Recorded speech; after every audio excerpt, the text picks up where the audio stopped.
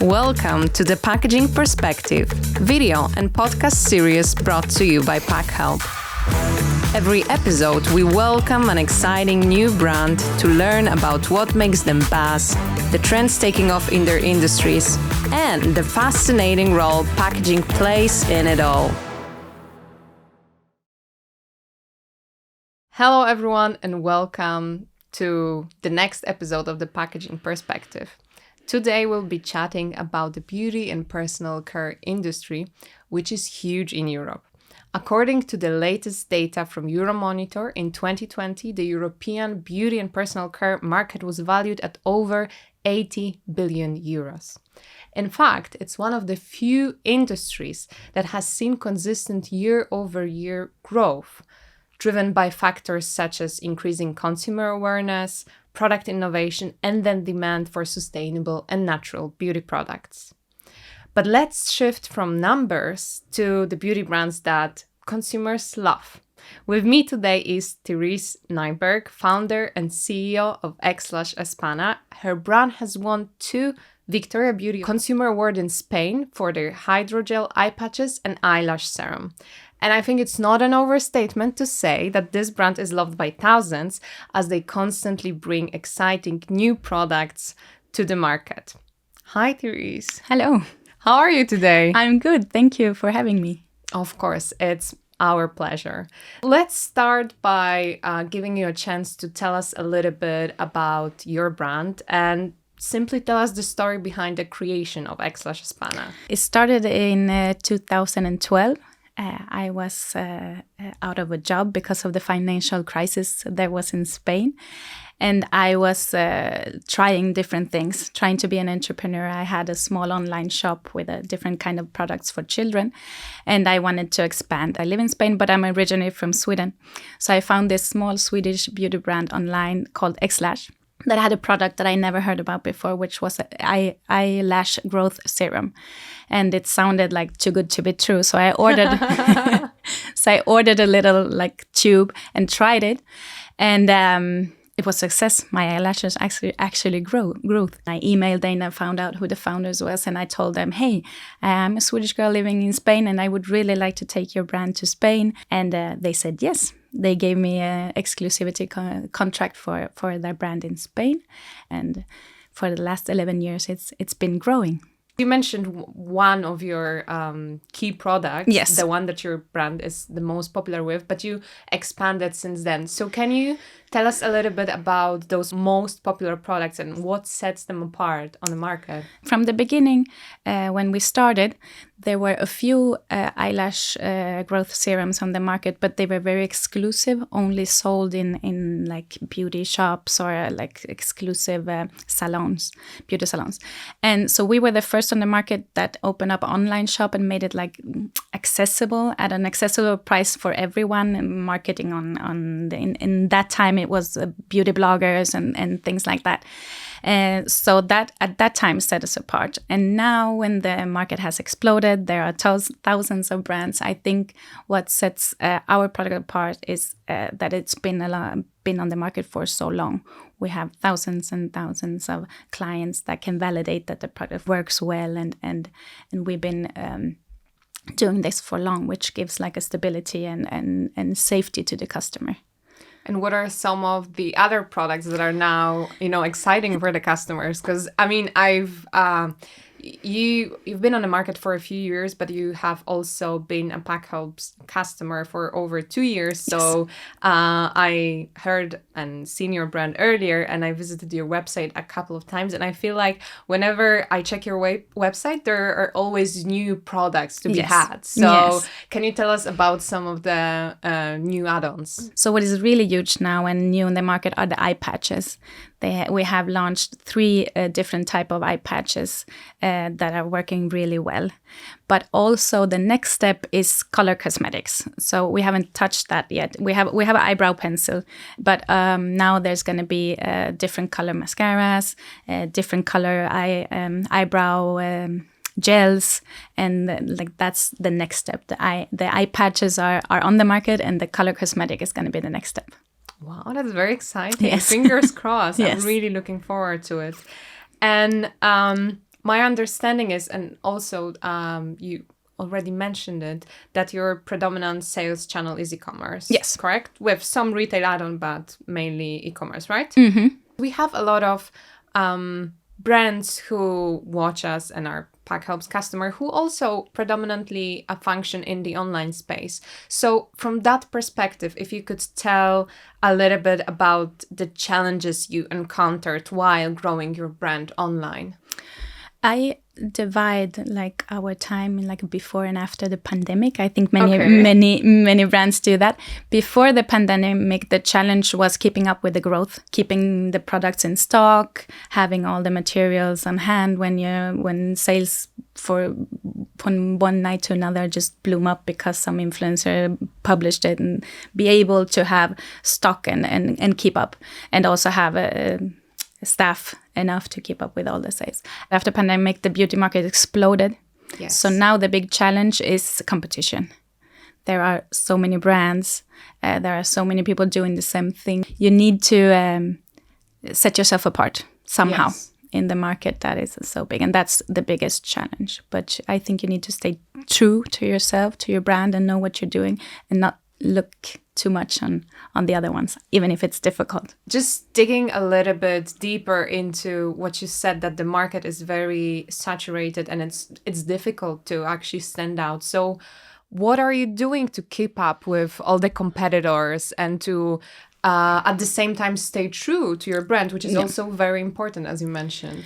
With we try to, of course, develop new products. But if we talk about our main product, which is still the eyelash serum, there are a lot of them on the market, and they all do the same thing. So where you have to stand out is in the rest of your services. Have a really good client service, a nice packaging, have a good functioning website, that everything runs smoothly, so that the customer is comfortable with you, and also consistency, through all the years, that they come back and they have the same thing and they feel comfortable with you. But you need to stand out on other things when the product are everywhere and everybody can do it.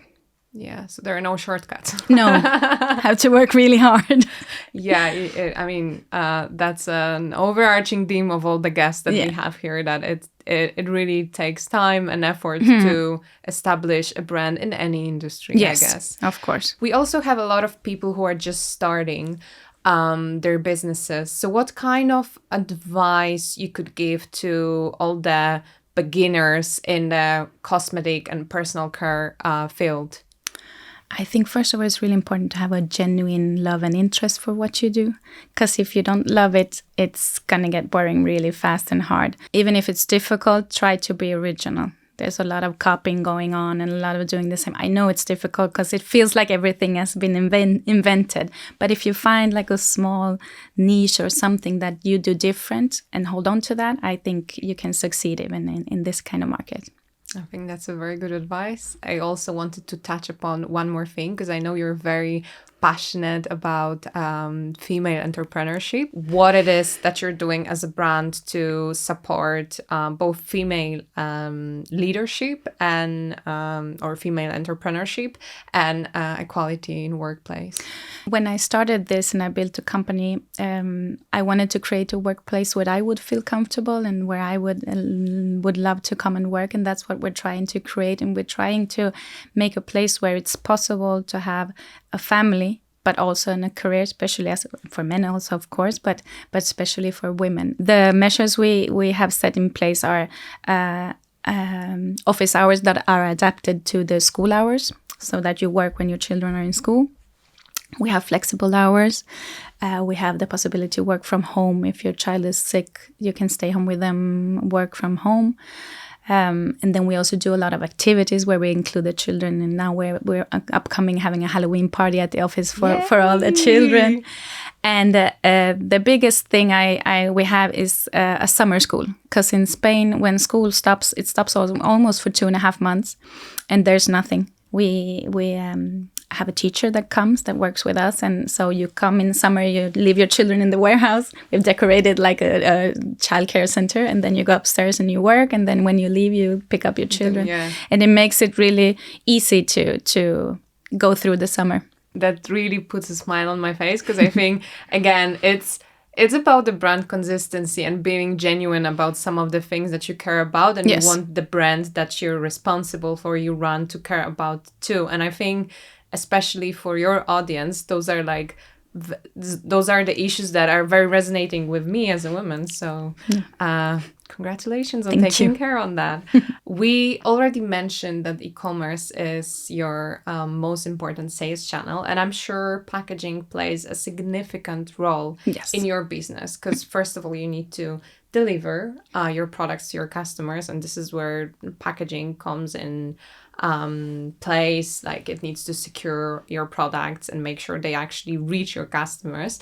But then there is also an aspect of unboxing and conveying consistent brand image from website to your packaging. You want your customers to be delighted even before they start using your products and they see that they work. So this is a lot of things or goals to be accomplished by a single box. So if you could tell us a little bit about your packaging development process and describe how you actually landed on the packaging you're using now. What you mentioned, we want it to be a full experience from the moment that you enter our website while shopping, and finally receiving the email confirmation and then receiving the package at home. We want it to be a full experience, and that you recognize every step of the way.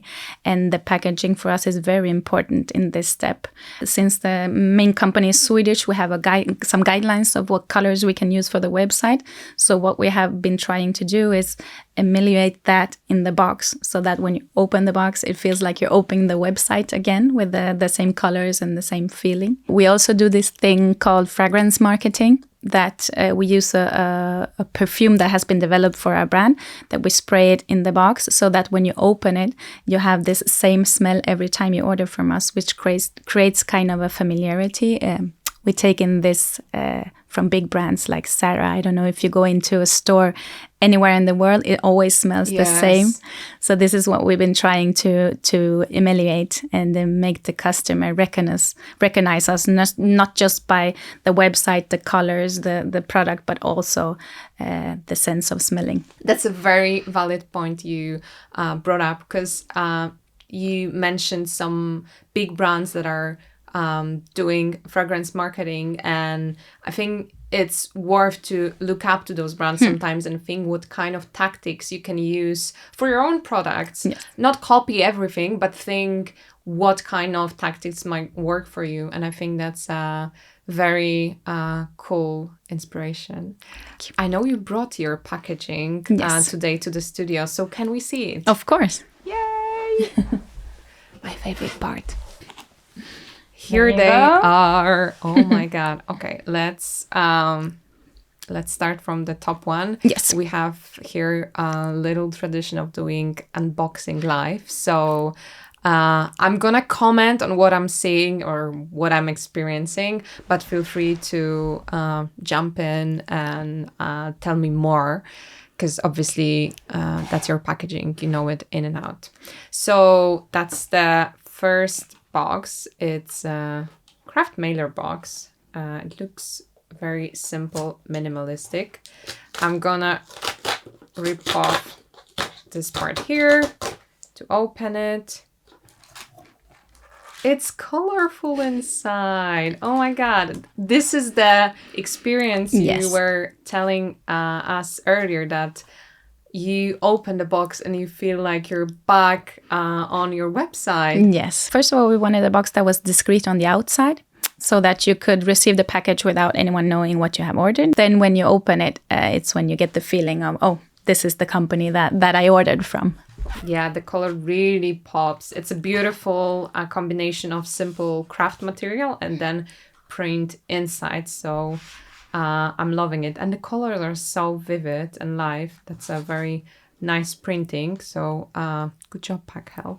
Yes. There is a brand name in the center part of it, and some instructions or like tips. Best served chilled. Yeah, that's some tips for the eye patches. There are some like slogans and phrases that we use all over the website and on the material. There is obviously a product, so your eyelash serum, and some. This is also made by Packhelp. It's an eyelash. Yes, to measure your eyelashes and tick off and see how they have been growing. So you can put the dates on the other side when you start, and then you just like follow the development of your lashes. I can see how they grow. Amazing. And there is a tissue paper, those little add-ons like a tissue paper or a filler or some cards. They make me feel, as a consumer, they make me feel special. Like I received a gift, even though I often buy it for myself. So, yes, but it makes it feel more luxurious. Yes. If you lift the paper, there is also like a little bit of a message to please recycle the box, because we think that's important that the client, well, first of all, we would really like the client to reuse it. We think it's a nice box with nice colors, so hopefully like they have it at home with like hair clips or something. But when you finally stop using it, of course we want them to recycle it, so we have that little message there. Obviously everyone wants to recycle, but sometimes like a little nudge or a little reminder is all we need to actually do it. It's important. So good job again. Okay, I'm gonna put it aside. The one you saw now is the main box where we use for almost all of the mailings. But sometimes we have people order more products. Some of our products are a little bit bigger, and then we needed a secondary box. So this is the one that we use for that. All right. So again, while I'm opening, there is an amazing print inside that really pops. And I guess it's it's actually a similar design, just scaled and a slightly different colors. Actually, they're reversed. Yeah. As you said, it's a little bit bigger, so we can hold more products. So we have eyelash serum as well. Again, eyelash serum. Yes. And the eye patches, I would assume. Yes, that's the latest edition. And the other one is the award-winning one. This one your consumer award. Okay. That's the one. It's really hydrating and depuffs the eye, the under eye area. Everything is so coherent. From the first touch to your product packaging, like all the details, the branding, the feeling you get while interacting with the product. So I think that's a really well thought design. That's nice to hear. That's what we're aiming for. So I'm glad to hear that's the feeling you get. Yeah, mission accomplished. Consider this done. I'm gonna close it so it can go back with you securely. Thank you so much for bringing this. I think that's a very cool example of packaging for a cosmetic brand, because you really bring this surprise element with all the design being inside the packaging, not on the outside. Was that the first concept of packaging that you used, or you tested, you tried different options and you landed on this one? Yeah, we tried a lot of them. It's been 11 years. So there's been many steps. We had a box that looked like a drawer for a while. We had another one that was like a lid. Moving forward, we wanted to try to be more sustainable, more modern, and we have landed on this box. This is the second version we do with Packhelp. The first one was white inside, because the brand colors had changed a bit. Before it was a dark blue and white. So the first box we did with you was white inside, but it was also craft on the outside and white and the logo in color on the inside. And this one is new for the beginning of this year, because we're making some changes on the website so that the colors are the same. I'm going to ask you about the packaging sizing, because I know a lot of people struggle with landing on the right size that accommodates different SKUs, because you are expanding your product portfolio, so I assume you had to add on the bigger box. So how was the journey of finding the right size for you? It's difficult because you want everything in one box. Of course. Yes, but it's not possible. But we have landed on these two, and they cover all of our needs. You can use the small one for 3 small products, and you can use the big one for several small products, or the largest one that we have, which is a sheet mask for the face. We actually did the measures exact, because that's the biggest product. Yeah. So we did the exact measures for that one. So that's actually how we worked that out, taking the biggest one and making a box created to that.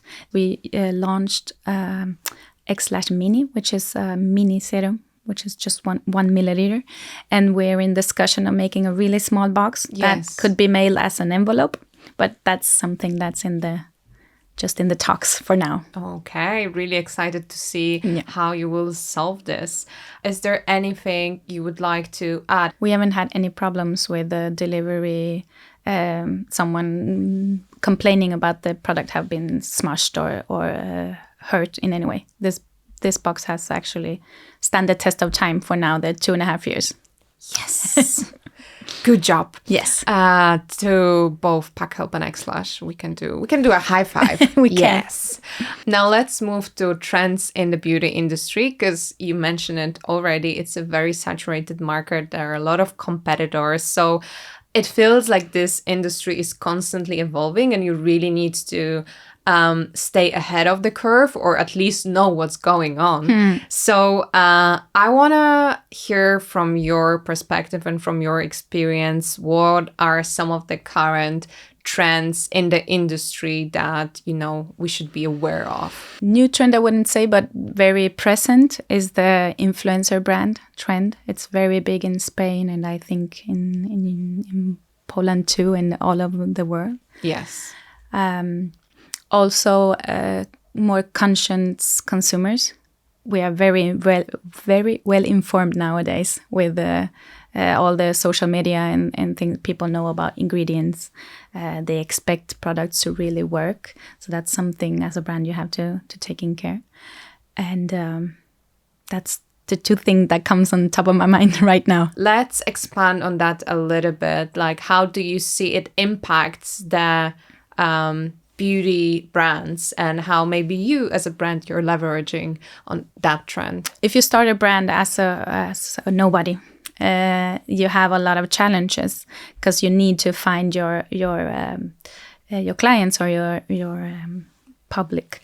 But the influencer that starts brands, they don't start from zero. So they have a big advantage, because they all already have a big following.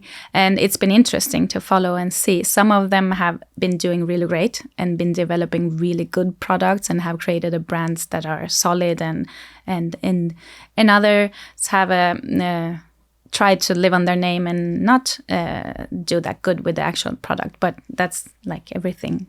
You have like a balance, no? Some people do it good and other people don't. It's a struggle for the non-influential brands. I heard a colleague in the industry say that, I just hope an influencer doesn't decide to add our product to their product line, because then they're going to kill us because of the power that they hold. And as a brand, are you also using influencer marketing? Yes, of course. So that's the other side of it. We are also living with them. And I understand that they're taking back the power and saying, instead of selling all of these brands to all of these people, I can do this because I'm also good at it and I understand it and I respect it. And as a brand, we have been taking advantage and we take advantage of their power. It's very interesting. I've never thought about it in this way, because on one hand, a lot of cosmetic brands are using influencers to build their audiences, but at the same time, those influencers can easily become their competitors with their own brands. So that's a very interesting take on that.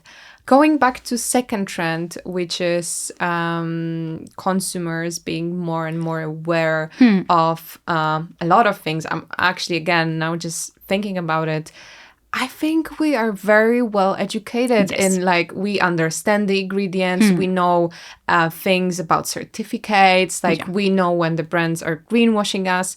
For a brand, it seems like a big challenge to address in your communication, in what you put on your product. So how do you deal with that? You have to stay on top. be honest. You can't like hide something, and because they can read ingredients and they understand it. So you have to stay on top, be honest, communicate, answer questions, just be really transparent with everything, and try to improve. If you have some ingredients that before was considered okay and now is being criticized, but you have to reformulate your product, you have to adapt, you have to understand that the consumer is the one you need to comply to. So if they're asking for you to do better, you really have to, or you will disappear. Have you had an experience of customers actually, or one customer pointing out or being like, maybe you should fix this or maybe you should fix that? We had a big request on the product being vegan. There was a lot of demands, and we had to, and we wanted to. So we reformulated and made the product vegan, which was a response direct to what the clients were asking for. And how, as a brand, are you collecting the customer feedback? Well, the easiest and fastest way is the comments you get on social media. Of course. It's you don't really need, but then you can also send out an email asking for opinions, but it's usually more like sincere what you can collect on your social media. It's a natural platform for your customers to be, and I think it's more conversational. Like you can engage into conversation, you can follow up with some questions. The like clients also engage with each other, which is really interesting to see how the conversation lives on without you, and they like some defend you and others critique, and it's nice to see. It's interesting, and you can learn a lot from that. We try to stay alert and really. Of course, there's always some people that just like to complain, but many people give really good critique that are actually good for you to take in hand. Are there any other trends that you observed on the market that are maybe worth noticing or giving a hint to people who are just starting out?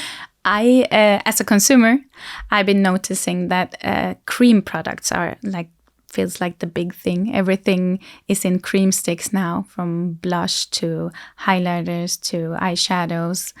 You can find products that you couldn't find before in cream, and I like it. I think it's convenient. It's fun. It gives another type of glow when you use it, and it's an interesting development. Yeah, I agree. I just bought a blush that's in cream, but I guess I took it for granted. Like I was not really thinking about its form, but how you explained it, that it's about the convenience and new form, I think that's something worth noticing. And also, just circling back to what you said earlier, sometimes it's about a little tweaks you can make as an upcoming brand. Maybe you will develop a highlighter, but maybe you will use a completely new form, like a stick or a cream or something else.